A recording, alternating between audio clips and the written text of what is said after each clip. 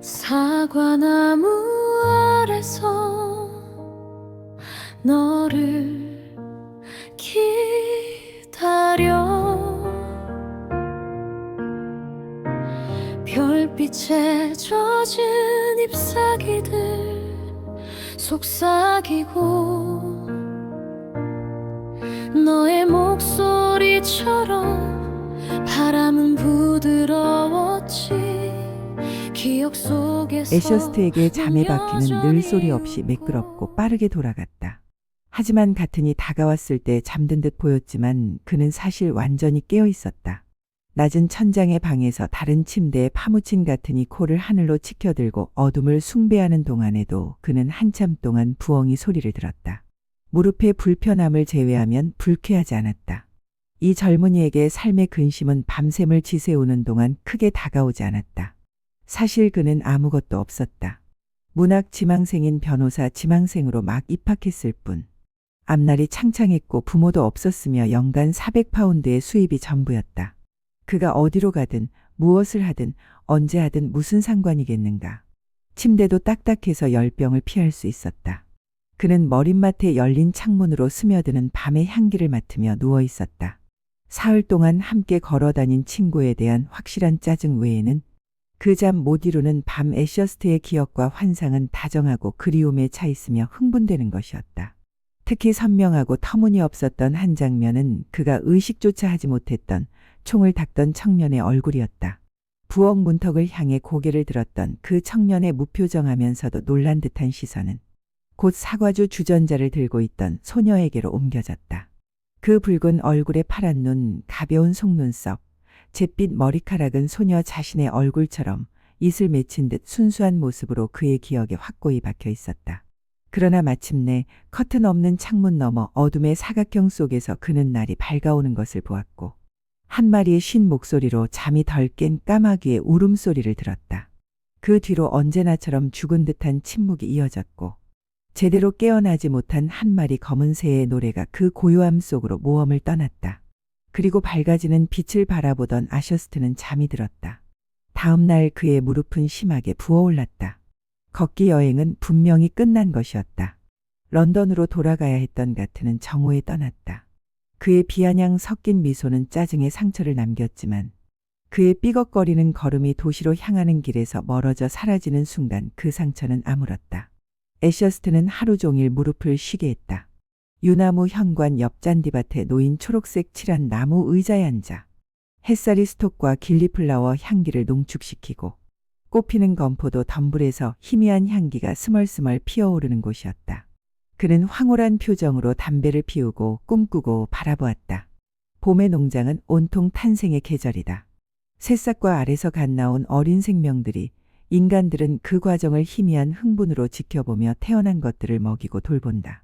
애셔스트가 너무나 조용히 앉아 있었기에 어미거위가 우아하게 꼬리를 흔들며 걸어와 6마리의 노란 목에 회색 등짝을 가진 새끼 거위들을 데려와 그의 발밑 풀잎에 작은 부리를 갈게 했다.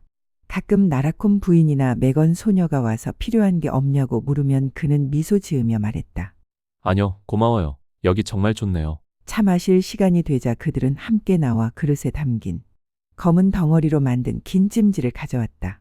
그리고 그의 부은 무릎을 오랫동안 엄숙하게 살핀 뒤 찜질을 감아주었다. 그들이 떠나자 그는 소녀의 부드러운 아!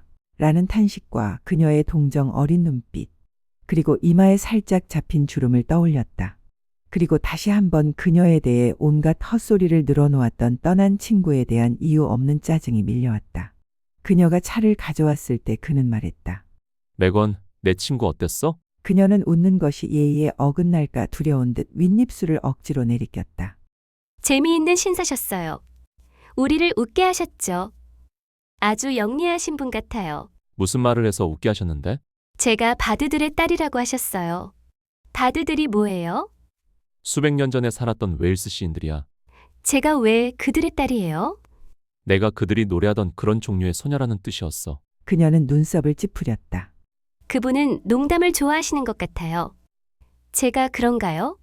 내가 말해도 믿을래? 아, 네. 글쎄, 내 생각엔 그분이 맞았어. 그녀는 미소 지었다. 애셔스트는 속으로 생각했다. 참 예쁜 아이구나. 조는 색슨족 유형이라고도 하던데. 그게 뭔가요? 파란 눈에 붉은 얼굴을 가진 조 말인가? 네. 삼촌의 조카예요. 그러면 사촌은 아니군? 네. 글쎄, 그가 말한 건 조가 약 1400년 전에 잉글랜드로 건너와 정복한 그 남자들 같다는 뜻이었어. 아, 그 사람들 얘기 알겠어요. 근데 조가 그런 사람이란 말이죠? 가트는 그런 류의 이야기를 좋아해. 하지만 조가 좀 초기의 색슨족 같아 보이긴 해. 그래요. 맥건의 그래요. 라는 말이 애셔스트의 귀를 간지럽혔다. 그 말은 너무나 간결하고 우아하며 명백히 그녀에게는 난해한 내용임에도 정중히 수긍하는 듯한 태도였다.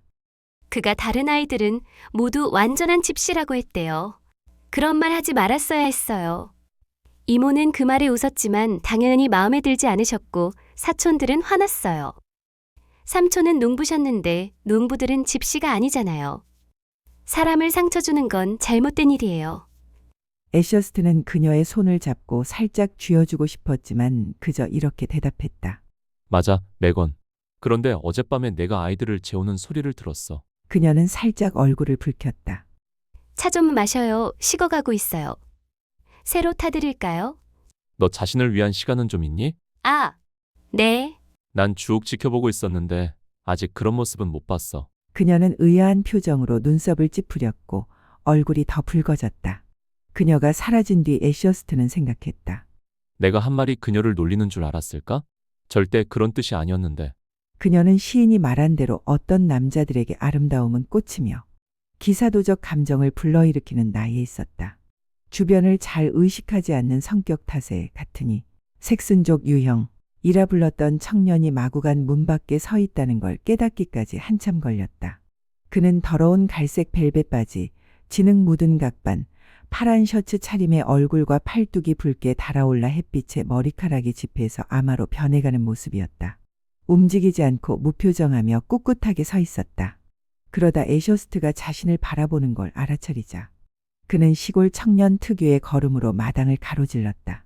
느릿느릿한 걸음걸이를 부끄러워하는 듯 한쪽 다리에 무게를 실었다가 다른 쪽으로 옮기는 모습이었다. 그러고는 집 모퉁이를 돌아 부엌 입구 쪽으로 사라졌다. 애셔스트의 기분은 차갑게 식었다. 멍청이들. 아무리 선의를 갖고 봐도 그들과 친해지기란 불가능해 보였다. 그런데도 저 소녀를 보라. 신발은 갈라져 있었고 손은 거칠었지만 무엇 때문일까? 같으니 말한 것처럼 정말 그녀의 켈트 혈통 때문일까? 그녀는 태생이 귀족이었고 보석 같았다. 비록 읽고 쓰는 것밖에 못할지언정. 어젯밤 부엌에서 본 그 나이든 깨끗하게 면도한 남자가 개를 데리고 마당에 들어와 젖소들을 젖자러 몰고 갔다. 애셔스트는 그가 절뚝거리는 걸 알아차렸다. 좋은 녀석들이네요. 절뚝거리는 남자의 얼굴이 밝아졌다. 오랜 고통이 가져다주는 그 특유의 위로 향한 시선이 그의 눈에 담겨 있었다. 예, 아주 예쁜 녀석들이에요. 젖도 잘 내고요. 그럴 거라 생각해요. 다리 좀 나아지셨으면 좋겠네요, 선생님. 고마워요. 점점 나아지고 있어요. 절름발이 남자가 자신의 무릎을 만지며 말했다. 저도 잘 압니다. 무릎은 참으로 걱정스러운 부위죠. 제 무릎도 지난 10년간 계속 안 좋았습니다. 애셔스트는 독립적인 수입이 있는 사람들이 흔히 내뱉는 동정어린 소리를 냈고 절름발이 남자는 다시 미소 지었다. 하지만 불평하면 안 되지. 거의 다 잘라낼 뻔했으니까. 호, 그래요. 예전 상태랑 비교하면 거의 새 것이나 다름없어요. 하녀가 아주 훌륭한 붕대를 감아줬어요. 매거는 꽃 다루는 솜씨가 참 좋은 하녀랍니다. 사람들 중엔 사물의 치유력을 아는 듯한 이들이 있지요. 우리 어머니도 그런 면에선 특별하셨어요. 빨리 나으시길 바랍니다, 선생님. 자, 가세요. 애셔스트는 미소를 지으면서도 그 말이 마음에 들지 않았다. 꽃으로 말이지. 꽃 같은 그녀가 하녀라고. 그날 저녁 차가운 오리오리, 저키트, 사과주로 저녁을 마친 뒤 소녀가 들어왔다.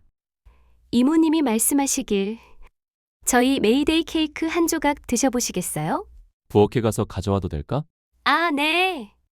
친구가 그리우실 거예요. 난 아니야. 하지만 정말 아무도 신경 안 쓸까? 누가 신경 쓰겠어요? 저희가 오히려 기쁘겠지요. 애셔스트는 뻣뻣한 무릎에 갑자기 일어서다 비틀거리며 주저앉았다. 소녀가 깜짝 놀라며 손을 내밀었다. 애셔스트는 그 작고 거칠며 갈색인 맥건의 손을 간신히 잡았다. 눈앞에 있는 손을 입술에 대려는 충동을 억누르고 그녀가 자신을 일으키도록 내버려 두었다. 그녀는 가까이 다가와 어깨를 내밀었다. 그는 그녀에게 기대어 방을 가로질러 걸어갔다. 그 어깨는 그가 지금까지 만져본 것 중 가장 기분 좋은 것이었다. 하지만 그는 정신을 차려 지팡이를 거리에서 집어들고 손을 뗐다. 그날 밤 그는 골아떨어지듯 잠들었고 거의 정상 크기로 돌아온 무릎을 느끼며 깨어났다. 그는 다시 잔디밭에 놓인 의자에 앉아 아침 내내 시를 끄적거렸지만 오후에는 닉과 릭이라는 두 꼬마와 함께 돌아다녔다. 토요일이라 학교에서 일찍 돌아온 아이들은 7살과 6살에 빠르고 수줍어하며 검은 피부의 말썽꾸러기들이었다. 애셔스트가 아이들을 다루는 재주가 있어 금세 수다스러워졌다. 4시가 되자 그들에게 송어를 간지럽히는 것 같은 개울에서 노는 모든 방법을 보여줬다. 바지를 걷어 올린 채 송어 낚시터에 엎드려 그 기술도 가진 척했다. 물론 그들은 아무것도 간지럽히지 못했다. 그들의 킥킥거림과 고함 소리가 반점 무늬를 가진 모든 송어들을 쫓아내버렸기 때문이다.